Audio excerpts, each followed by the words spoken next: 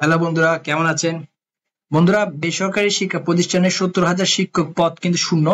এটা কিন্তু এটা ডেইলি কম্পাসে এই নিয়োগ বিজ্ঞপ্তিটা কিন্তু প্রকাশিত হয়েছে 4 জানুয়ারি 2024 সালে। দেখতে পাচ্ছেন 4 জানুয়ারি 2024 সালে দ্য ডেইলি ক্যাম্পাসে প্রকাশিত হয়েছে। বেসরকারি শিক্ষা প্রতিষ্ঠানে কিন্তু 70,000 শিক্ষক কিন্তু 70,000 শিক্ষক পদের শূন্য পদ রয়েছে, যেটার জন্য এটা নিয়োগ বিজ্ঞপ্তিটা প্রকাশিত হয়েছে। সো বন্ধুরা, এখানের মধ্যে কিন্তু আমরা কিন্তু সবাই আবেদন করতে পারি সব জেলা থেকে। তো এই নিয়োগ বিজ্ঞপ্তিটা একটু পড়ি আমরা কি বলছি এখানে দেখি। আর দেখেন লেখছি এখানে, দেশের বেসরকারি শিক্ষা প্রতিষ্ঠানগুলোতে প্রায় 70,000 শিক্ষকের পদ শূন্য রয়েছে। এর মধ্যে অধিকাংশই পদই স্কুল পর্যায়ে, দেখছেন স্কুল পর্যায়ে। কলেজ পর্যায়ে কিছু বিষয়ে পদ শূন্য রয়েছে, তবে সংখ্যা কম। পঞ্চম বিজ্ঞপ্তির মাধ্যমে এসব পদ পূর্ণ করা হতে পারে বলে জানা গেছে। বেসরকারি শিক্ষক ও প্রত্যয়ন কর্তৃপক্ষ NTRCA একটি সূত্র জানায়, চতুর্থ গণবিভক্তি প্রকাশের পূর্বে সর্বশেষ শূন্য পদের তথ্য সংগ্রহ করা হয়েছিল 2022 সালে। সে সময় প্রায় 28,000 শিক্ষকের পদ কিন্তু শূন্য ছিল। চতুর্থ গণবিভক্তির মাধ্যমে মাত্র 27,000 শিক্ষক নিয়োগের চূড়ান্ত সুপারিশ করা হয়েছে। 2022 থেকে 2024 সালের জানুয়ারি পর্যন্ত আরো প্রায় 30,000 পদ শূন্য রয়েছে। সেই হিসেবে 70,000-এর বেশি পদ ফাঁকা রয়েছে। এরপর লেখছে আরো দেখেন, NTRCA এর একটি সূত্র জানায়, বেসরকারি শিক্ষা প্রতিষ্ঠানে নতুন করে শূন্য পদের তথ্য সংগ্রহের জন্য শিক্ষা প্রতিষ্ঠানের রেজিস্ট্রেশন শুরু করতে যাচ্ছে NTRC। মানে রেজিস্ট্রেশন করবে, ইলেকট্রনিক রেজিস্ট্রেশন করবে। যে প্রতিষ্ঠানগুলোর আগে থেকেই রেজিস্ট্রেশন রয়েছে তাদের তথ্য হালনাগাদ করতে হবে। আগামী সপ্তাহে প্রতিষ্ঠানের রেজিস্ট্রেশন শুরু হতে পারে। এই বিষয়ে NTRC এর সচিব মো ওবায়দুর রহমান দি ডেইলি ক্যাম্পাসকে বলেন, বেসরকারি শিক্ষা প্রতিষ্ঠানে 60 থেকে 70,000-এর মতো পদ ফাঁকা রয়েছে।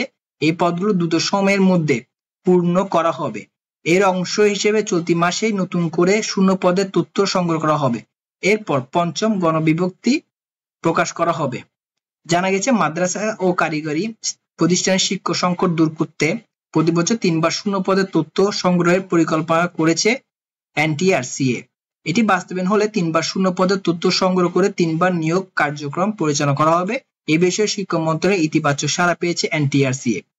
এই বিষয়ে NTRCA এর সচিব ওবায়দুর রহমান দি ডেইলি ক্যাম্পাসকে বলেন, শিক্ষক সংকট দূর করতে আমরা প্রতি বছর 3 বার শূন্য পদের তথ্য সংগ্রহের প্রস্তাব মন্ত্রণালয়ে পাঠিয়েছি। এটি বাস্তবায়ন হলে প্রতি বছর 3টি গণবিভক্তি প্রকাশ করা হবে, তখন আর শিক্ষক সংকট থাকবে না।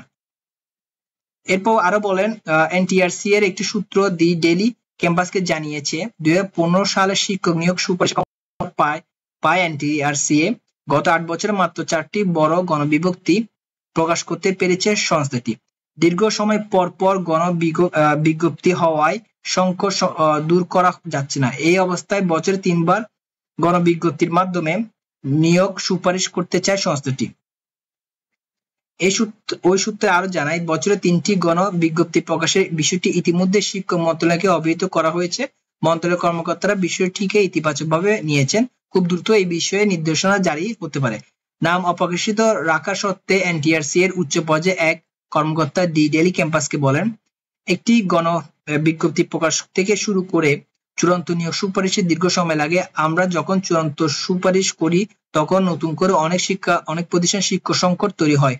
এই জন্য বছরে 3 বার শূন্য পদের তথ্য সংগ্রহ করে 3টি গণবিজ্ঞপ্তি প্রকাশের উদ্যোগ নেওয়া হয়েছে।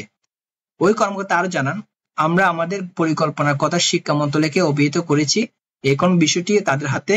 NTRCA আইন সংশোধনের উদ্যোগ নেওয়া হয়েছে। আমাদের পরিকল্পনা তারা নতুন আইনে অন্তর্ভুক্ত করবে নাকি আলাদা নির্দেশনা জারি করবে সেটা মন্ত্রণালয় ভালো বলতে পারবেন। তো বন্ধু, এটাই ছিল আপনার বেসরকারি শিক্ষা প্রতিষ্ঠানের 70,000 শিক্ষক পদ কিন্তু শূন্য রয়েছে। এই 70,000 শিক্ষক পদগুলো কিন্তু ফিল আপ করবে বেসরকারি শিক্ষা প্রতিষ্ঠানে NTRCA এর মাধ্যমে। তো NTRCA এটা নিয়ে পুরো একটা আর্টিকেল আপনাদেরকে বলছে, যেটা আমি আপনাদের সামনে পড়ছি। তো আশা করি ভিডিওটা আপনাদের কিছুটা হলেও উপকার আসবে। যদি ভিডিওটা উপকার আসে আমার চ্যানেলটা সাবস্ক্রাইব করবেন। আর যদি ভিডিওটা ভালো লাগে আর এরকম ভিডিও যদি আরো চান, তাহলে আমার চ্যানেল থেকে এরকম ভিডিও অনেক পেয়ে যাবেন। আজকে ভিডিও এতটুকুই, পরের ভিডিওতে আবার দেখা হবে। সবাই ভালো থাকবেন, ধন্যবাদ।